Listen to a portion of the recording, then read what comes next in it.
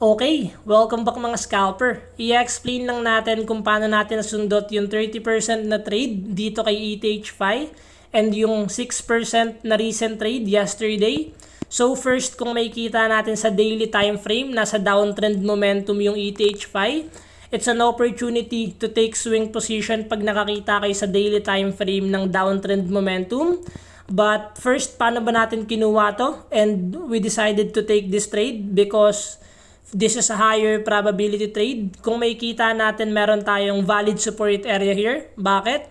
Meron tayong mga candle na tumatama and then nagbabounce. So, consider natin na support area.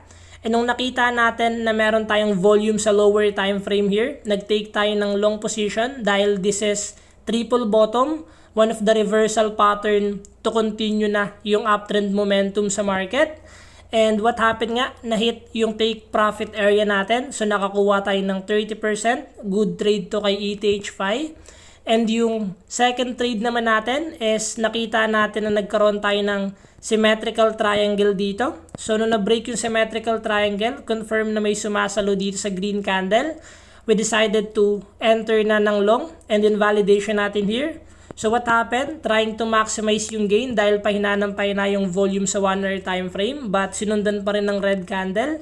So we decided to exit dito sa pullback.